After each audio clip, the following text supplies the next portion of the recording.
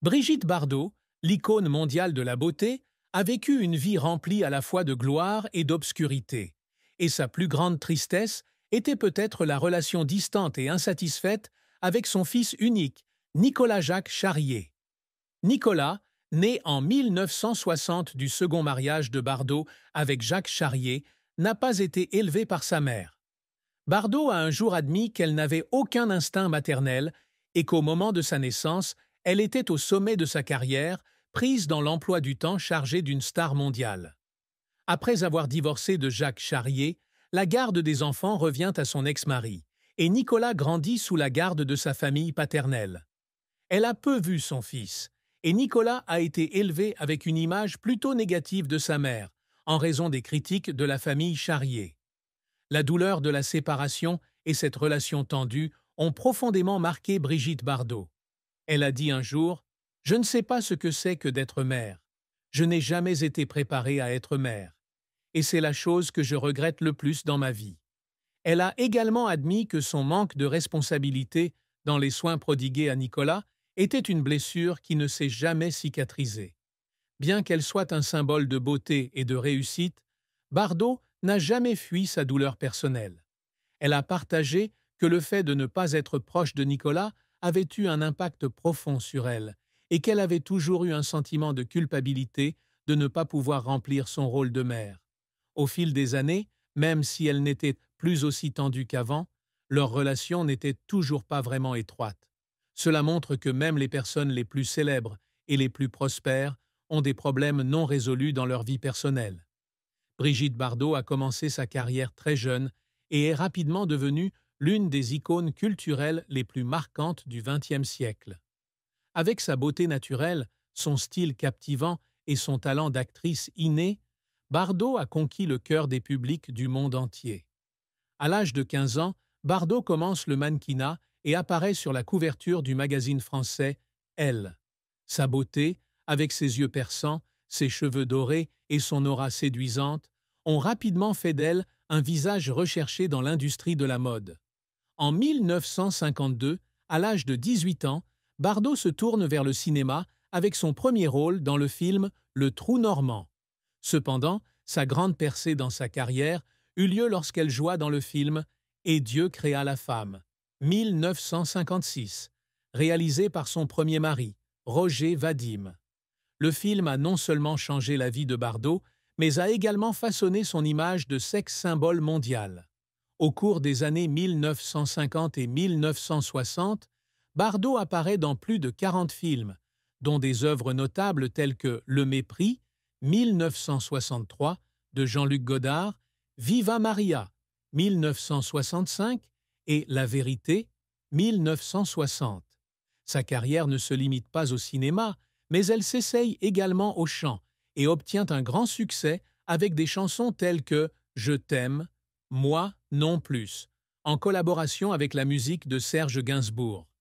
Bardot est devenue une icône de style, avec ses looks libres d'esprit, ses cheveux flottants et ses tenues sexy. Elle n'est pas seulement une star, mais aussi un modèle inspirant pour les femmes du monde entier. Brigitte Bardot n'était pas seulement une actrice talentueuse, mais aussi une icône culturelle intemporelle.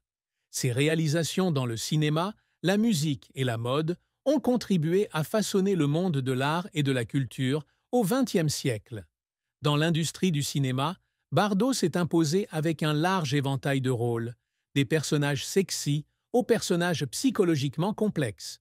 Le film « Et Dieu créa la femme » 1956 a non seulement fait d'elle une star internationale, mais elle a également été l'une des pionnières dans l'exploitation de la beauté sensuelle des femmes au cinéma.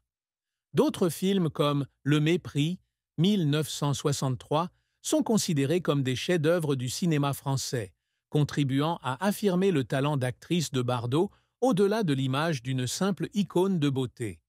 Côté musique, elle a sorti plus de 60 chansons, dont plusieurs sont devenues de grands succès en France et en Europe.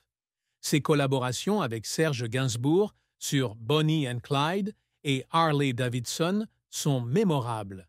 Dans le domaine de la mode, Bardot a été à l'origine de nombreuses tendances, des hauts à épaules dénudés, connus sous le nom de hauts Bardot, aux coiffures relevées sauvages.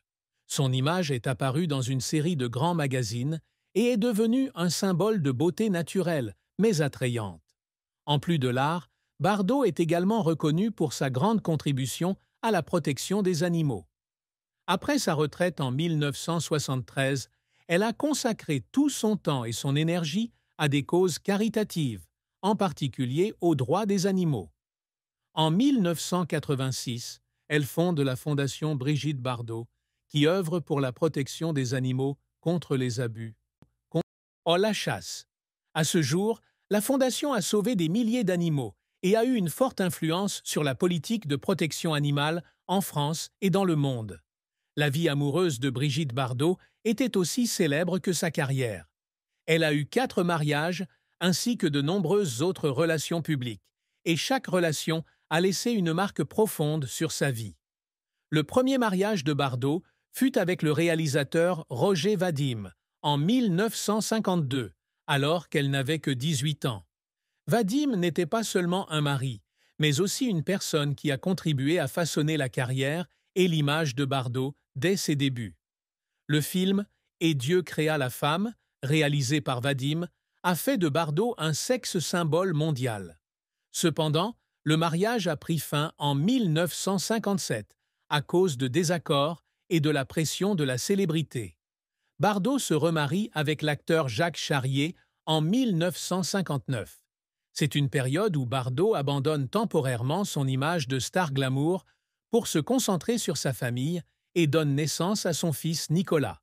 Cependant, la pression des médias et les différences de mode de vie ont conduit à leur divorce en 1962. En 1966, Bardot épouse le milliardaire allemand Günther Sachs, qui lui offre un hélicoptère rempli de roses pour lui exprimer son amour.